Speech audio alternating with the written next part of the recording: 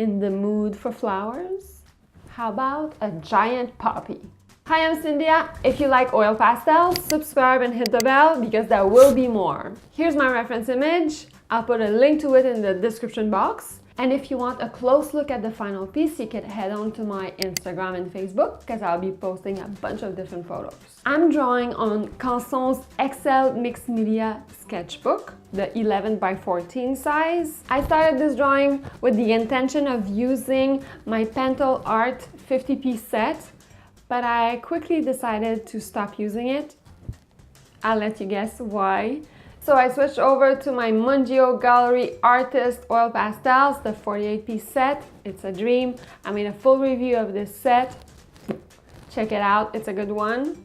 I had quite the adventure in drawing these little poppy flowers. There was so many nice, beautiful photos to choose from. But when I was sketching and trying to experiment with composition, textures, and colors, things were not really gelling and coming together at all. I had a really hard time capturing the essence of what makes a poppy a poppy. It was my first time drawing poppies and it was just not working out. I tried so many different ways. I tried more realistic ways, more illustrative ways. I tried more expressive ways, like kind of an abstract style. Nothing was coming together and I was getting really frustrated. And that frustration turned into self-doubt, and then I wanted to give up, but I didn't want to give up. I wanted to be able to do it. I'm telling you this and I'm showing you all my failed attempts because I think it's super important to talk about that. Nothing is ever perfect. Creating is not always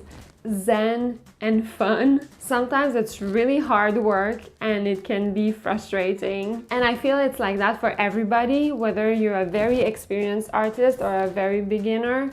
We all experience the same feeling, but we don't necessarily talk about it much. If ever it happened to you in the past and it really discouraged you and filled you with self-doubt, I just want you to know that you're not alone. We're in this together and it's gonna be okay.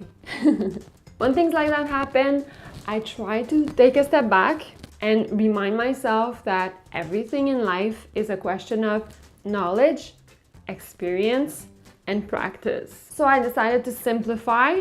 Instead of trying to draw a field of beautiful poppies, I decided to draw one single giant one to try to really understand how the pinks and reds were playing together to create these overlapping, very gentle petals of the poppy flower. And that's how things started to come together. And when things got overwhelming again, I used technical tricks. One of those tricks is to flip over your image and your drawing. When you flip your image over, your brain can't attach itself to something that is recognizable. So it has to focus on colors, shading, and forget about realism. That's a well-known tip and it really works.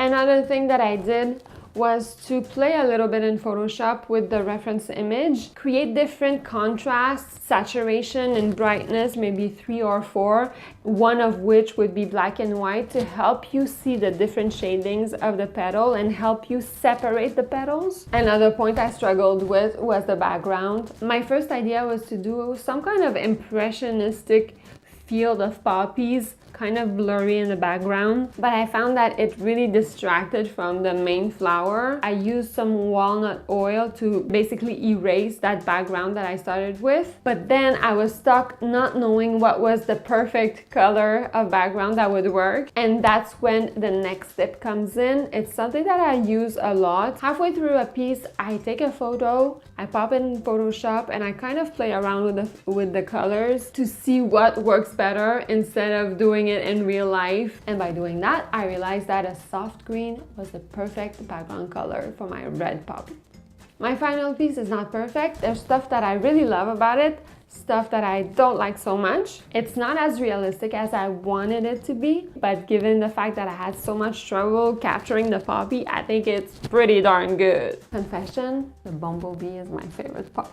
Let's not be too hard on ourselves and just keep at it. If you want more inspiration, watch this next and subscribe because I would really love to see you in the next one.